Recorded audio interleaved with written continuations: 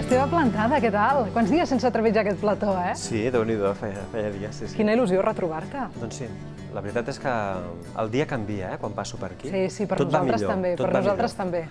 Sí. I a més, avui vens amb un llibre que t'ha... amb dos, eh?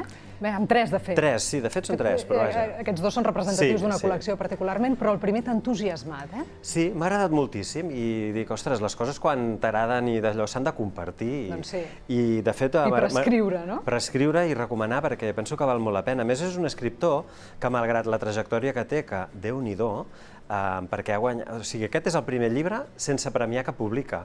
Va començar molt jove, l'any 2009 era, o 2008, amb el Premi Documenta, llavors va venir el Premi Maria Vayreda, Premi Mercè Rodoreda, Premi Sant Jordi, Premi Just Casero, vull dir que tot llibre que feia amb un premi, i va acabar, l'últim premi que ha guanyat és el Sant Jordi, no? Superpremi. Però encara pot guanyar algun premi a obra publicada, no? Sí, encara pot guanyar obra publicada, però vull dir, clar, estem parlant d'un autor amb una trajectòria, com deia, que fa patxoca, que Déu-n'hi-do, però en canvi, que el seu nom, dintre del que és no el sector expert o específic del llibre, que sí que es coneix, més enllà d'aquest sector és un autor encara que no és gaire conegut, no és un nom que soni.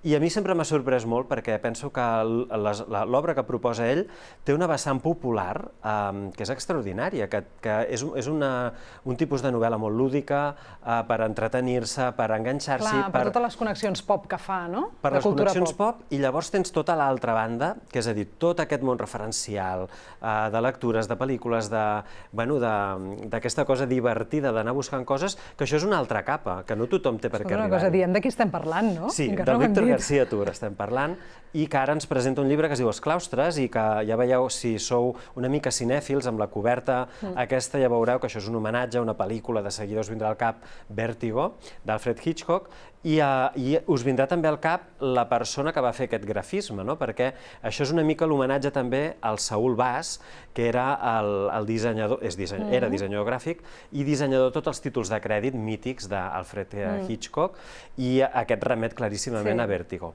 I aquesta connexió és molt important. De fet, deixa'm dir que ja tenia un llibre, el Víctor García Tur, que es diu Els ocells, que era una mena de reversió o reescriptura de la pel·lícula, dels ocells de Hitchcock, i aquí el joc se'n va a una altra pel·lícula, que és Vértigo. Però, abans m'ho preguntaves, però realment és tan present Vértigo?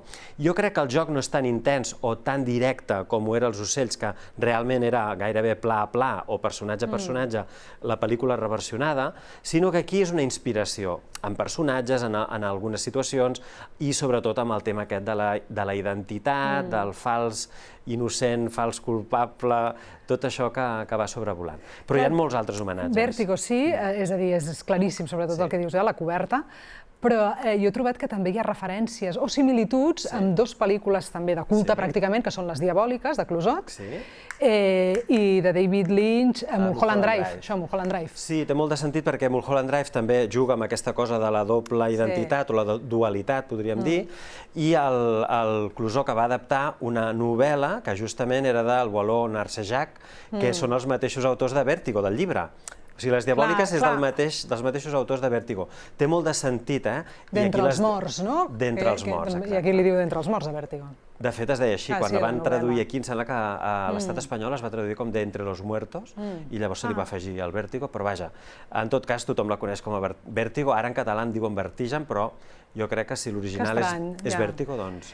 I escolta'm, a qui va dirigida? Qui se la pot llegir, aquesta novel·la? És un llibre per passar-s'ho bé. És una novel·la que està ambientada a Nova York a finals dels anys 60, un personatge que és d'origen català, un senyor que es diu Muntades, i que es veu embolicat per una seqüència de fets, li fan un encàrrec, que és el de desemmascarar o de propiciar el divorci d'un matrimoni, i li encarreguen que ha d'enredar a la dona del matrimoni perquè l'enganxin fent-li el salt al marit per poder-se divorciar.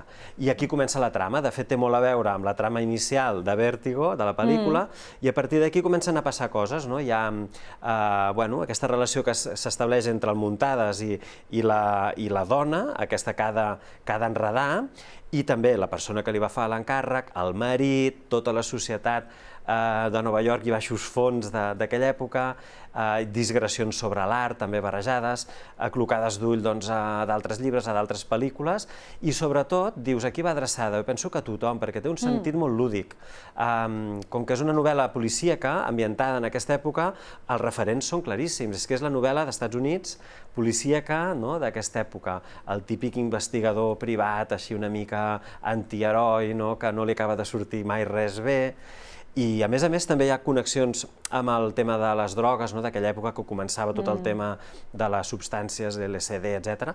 El llibre comença, de fet, amb un pròleg, amb una escena, que hi ha una ingesta de droga, i no puc dir res, però també acaba amb una part important d'aquesta droga. Però vull dir que hi ha tot aquest recorregut. Però és una novel·la per a tothom, perquè és divertida, té moltes capes i moltes coses, però no és gens vanitosa ni creguda d'ella mateixa, perquè hi ha molts autors que ensenyen molt... Sí, és veritat, quan comença a haver-hi referències bibliòfiles o cinematogràfiques... Que es veu molt el llautó de que vols impressionar. Ell no té cap necessitat d'impressionar. Queda tot com molt fluid i és molt divertida perquè vas veient a veure què passarà, com acabarà això. Acabarà fent l'encàrrec, acabarà d'una altra manera i, clar, vas circulant amb el personatge i val molt la pena.